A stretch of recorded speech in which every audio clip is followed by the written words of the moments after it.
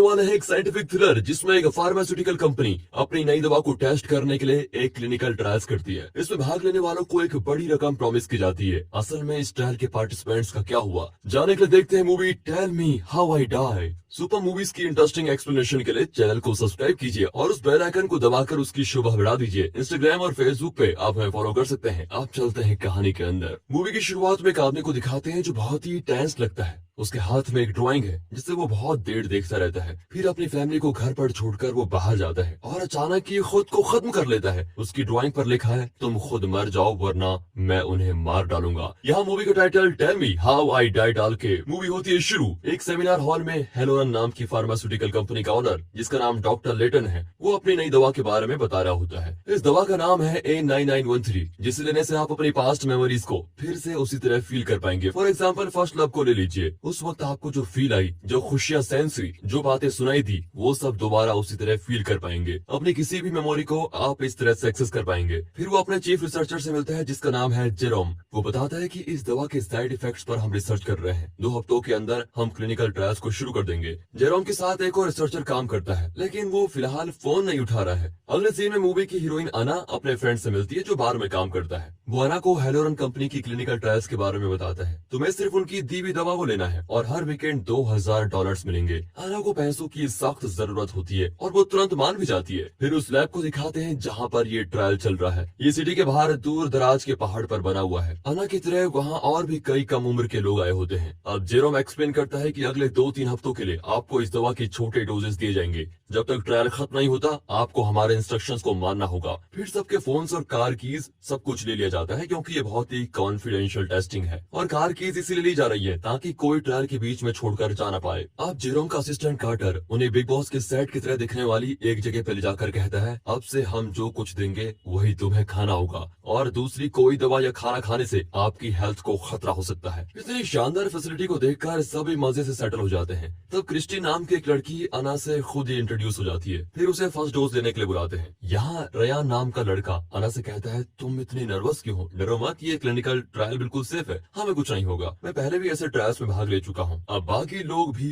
First dose के लिए जाते हैं। तभी डैन नाम का लड़का अना से बात करता है। यही मूवी का हीरो है। अना की बारी आती है तो उसकी टेंशन को देखकर जेरोम कहता है, ये सिर्फ तुम्हारे ब्रेन की मेमोरी को और स्ट्रांग बनाएगा, डरने की बात नहीं है। अना भी फर्स्ट डोज को ले लेती है। उसी रात एक क्लब जैसे माहौल में सभी खूब एंजॉय करते हैं। और ये है मार्कस जो जरा प्ले बॉय टाइप का है। वो अना को बिलार्ड्स खेलने के लिए बुलाता है, पर जब अना मना करती है तो डैन खेलने आता है। दोनों बहुत ही अच्छा खेल रहे होते हैं और ऐसा लगता है कि मार्कस जीतेगा। वो अपना लास्ट शॉट खेलता है और हमें स्लो मोशन में दिखाते हैं कि उसने शॉट मिस कर दिया। मार्कस सर पर हाथ रख के चिल्लाता है, अरे मैं हार गया हूँ। ये कहकर वो मुड़ता है तो सभी चुपचाप उसको देख रहे होते हैं। टेबल पर वो दोनों बॉल्स वैसे के वैसे ही होते हैं जैसे कि मार्कस ने शॉट खेला ही नहीं हो। डैन हंसता है कि अरे पहले खेलो तो फिर पता चलेगा कि हारे हो कि जीते। मार्कस कहता है, अभी तो मैंने शॉट खेला था, तुम लोगों ने देखा नहीं क्या? सभी कहते हैं कि मजाक मत कर, अपना लास्ट शॉट को खेल। लेकिन मार्कस एकदम श्योर है कि उसने शॉट खेला था। अब वो एम करके स्ट्राइक करता है और जैसे उसने पहले देखा था बिल्कुल वैसे ही वो मिस कर देता है। दरअसल यही इस दवा का साइड इफेक्ट है। पास्ट की मेमोरी के बजाय उसे 5 मिनट बाद की घटना फील हुई है और जो उसने देखा वो बिल्कुल रियल हुआ। अब मार्कस घबरा जाता है। ठीक उसी वक्त कार्टर उसे जेरोम के पास लेके जाता है। मार्कस जेरोम को बताता है कि मैं बहुत ही अनकंफर्टेबल फील कर रहा हूँ, मुझे अजीब सी स्मेल भी आ रही है और बड़ी घबराहट भी हो रही है। अब जेरोम बताता है कि तुम अपने ये एक्सपीरियंसेस किसी के साथ शेयर नहीं करोगे क्योंकि ये हमारे रूल्स के अगेंस्ट है। ये बस टेम्पररी साइड इफेक्ट है, आप जल्दी ठीक हो जाओगे। यहाँ एक लड़की बकबक करके क्रिस्टिन का सर खा रही होती है। वो तंग आकर रेस्टरूम जाती है। उसे लगता है कि कोई उसके साथ है। वो एक दरवाजा खोलती है तो अंदर आना होती है। बिल्कुल वो चौंक जाती है और फिर खुद को उसी कमरे में उसी लड़की के साथ पाती है। वो समझ नहीं पाती कि उसके साथ हुआ क्या है। अब वो सच में रेस्टरूम जाती है तो वहाँ उसी तरह अना बैठी होती है। इसे भी 5 मिनट बाद का फ्यूचर एक्सपीरियंस हो चुका है। अब अना को भी जेरोम वार्न करता है कि इस बारे में किसी से डिस्कस मत करो। लेकिन अना एक्साइटमेंट में बाकियों को बता देती है कि मैंने 5 मिनट बाद फ्यूचर को देख लिया है। पर मार्कस नहीं बताता कि उसे भी ऐसा ही फील हुआ है। इनकी बातों को रोकने के लिए कार्टर आकर उन्हें सोने को कहता है। दूसरी ओर जेरोम फोन पर डॉक्टर लेटन को बताता है कि 2-3 हफ्तों में सब खत्म हो जाएगा। फिर वे उस आदमी की बात करते हैं जिसने मूवी की शुरुआत में खुदकुशी कर ली थी। वो आदमी जेरोम का साथी था, यानी वो दूसरा रिसर्चर जो सेमिनार में नहीं आया। उसके पास एक ड्राइंग थी।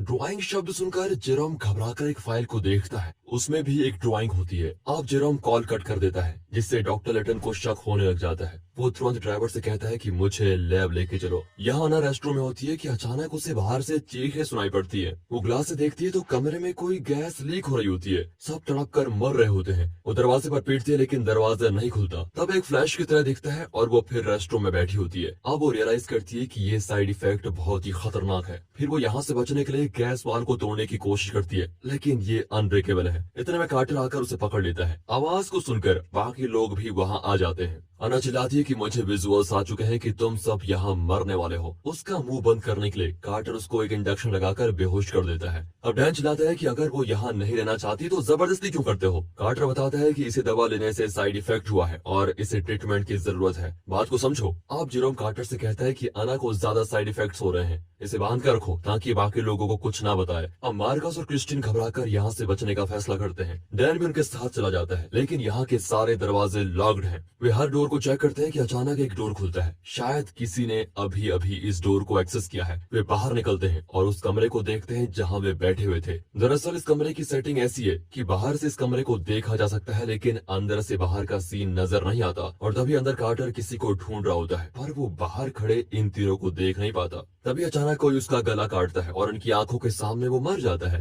ये लोग डर के बहुत कांपते हैं और तभी कोई दरवाजे की ओर आता है। एक कस के दरवाजा पकड़ लेते हैं और उसे लॉक करके तेज भागते हैं और बिल्डिंग के बाहर निकल जाते हैं। बाहर आंधी तूफान चल रहा होता है, बर्फ भी गिरने लगती है। इन्हें फॉलो करके रयान भी बाहर आ गया है। अब चारों डैन की कार की ओर भागते हैं। यहाँ ना स्ट्रेचर से हाथ छुड़ाकर उस कमरे से बाहर आती है तो देखती है कि मार्कस मरा पड़ा हुआ है। उसे इल्यूजन होता है कि कई लोग पानी में डूबकर मर गए हैं। वो अचानक आंखें खोलती है तो उसी स्ट्रेचर से बंधी होती है। मतलब जो कुछ उसने देखा वो जल्द ही होने वाला है। यहाँ मार्कस सच बता देता है कि मुझे भी बिलाड़ खेलते वक्त फ्यूचर के शॉट का विजन दिख रहा था और बिल्कुल वैसा ही शॉट मैंने मारा और मैं हार गया। डैन कहता है कि अगर तुम्हारा विजन सच हुआ था तो अना का विजन भी सच होगा कि अंदर के सारे लोग मारे जाएंगे। हमें उन लोगों को बचाना चाहिए लेकिन अब कोई भी उसके साथ वापस अंदर नहीं जाना चाहता। डैन फैसला करता है कि मैं कार किस लेके जा रहा हूँ, तुम लोग यही वेट करो, मैं जितने लोगों को बचा सकता हूँ बचा कर लेके आऊंगा, फिर सभी साथ में चलेंगे। ये सुनकर क्रिस्टीन और मार्कस भी उसके पीछे चले जाते हैं। अब कार में सिर्फ रयान बैठा है। डैन को वहाँ कुछ केमिकल्स मिलते हैं जिन्हें मिक्स करने से टॉक्सिक गैस बनती है। शायद अना के विजन में इसी गैस से सब मारे गए थे। यहाँ अना वहाँ का स्ट्रेचर से हाथ छुड़ाकर बाहर आती है और जैसा उसने एक्सपेक्ट किया था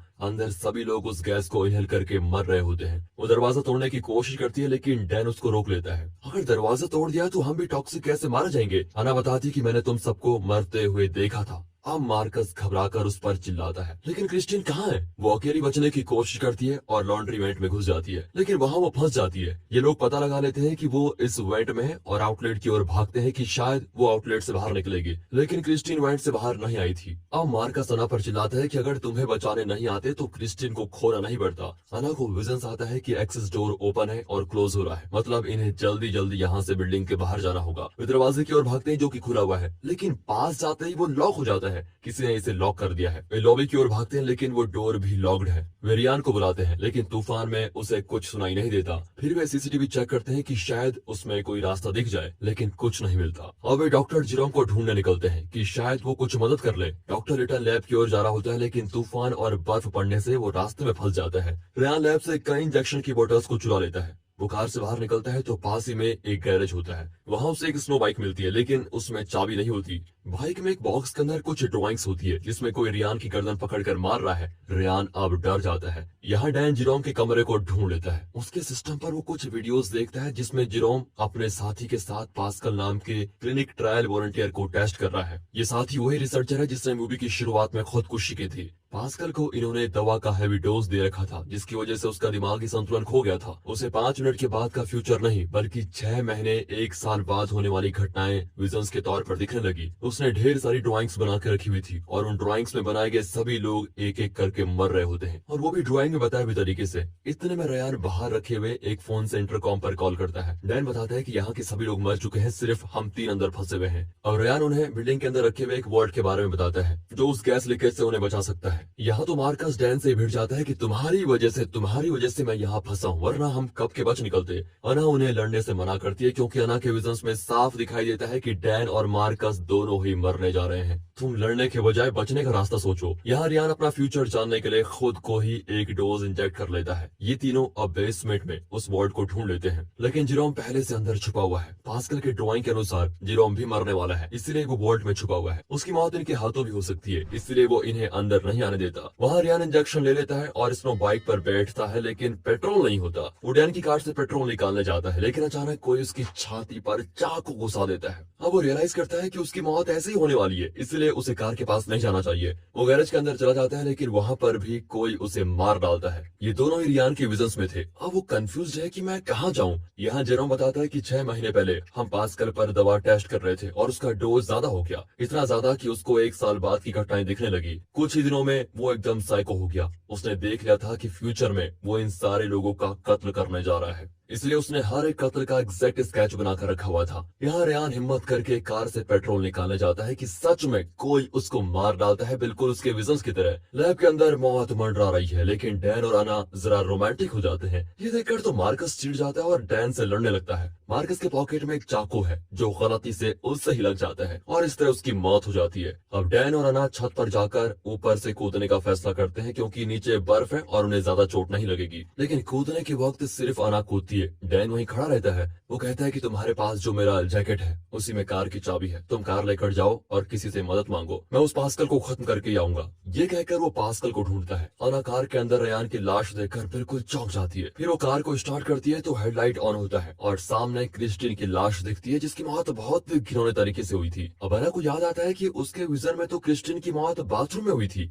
यानी उन्हें आ रहे विजन 100% करेक्ट नहीं है। मतलब डैन के बचने के अभी भी चांसेस है। वो कार स्टार्ट करके लैब की ग्लास वॉल को क्रश करके अंदर पहुंचती है। फिर वो जेरोम से पूछती है कि सच बताओ यहाँ हो क्या रहा है। मैं जान चुकी हूँ कि हमारे विजन 100% एक्यूरेट नहीं है, ये महज हमारे इल्यूजन भी हो सकते हैं, लेकिन यहाँ जो कत्ल हो रहे हैं वो सब पास्कल का विजन था। वो एक साइको है और उन विजन्स को सच मानकर वो उनकी ड्राइंग बनाता है। फिर उन ड्राइंग्स को सच प्रूव करने के लिए वो कत्ल कर रहा है। अगर हम पास्कल को खत्म कर देंगे तो ये सब कुछ रुक जाएगा, है ना। इस पर जेरोम कोई जवाब नहीं देता। अब अना दवा का ओवरडोज लेती है। जेरोम मना करता है, लेकिन वो डैन को बचाने के लिए ऐसा कर रही होती है। वो जान चुकी है कि दवा लेने के बाद फ्यूचर का विजन दिखता है, लेकिन अगर वो खुद को कंट्रोल करे तो उस घटना को रोक भी सकती है। ये कोई विधि नहीं है कि इल्यूजन की बात हमेशा सच होगी। अब अना को विजन आता है कि पास्कल डैन को मारकर स्विमिंग पूल में धकेल रहा है। उसे रोकने के लिए अना कोई वेपन लेकर जाती है, लेकिन जैसे अना को 5 मिनट बाद का फ्यूचर दिखता है, वैसे ही पास्कल को अगले 1 साल की सारी घटनाएं दिख चुकी थी। वो जानता है कि अना डैन को बचाने जरूर आएगी, इसलिए वो वक्त से पहले ही डैन की छाती पर चाकू मारकर उसे पानी में धकेल देता है। अना उसे बचाने की बहुत कोशिश करती है। इतने में डॉक्टर लिटन लैब के बेसमेंट में पहुंच जाता है।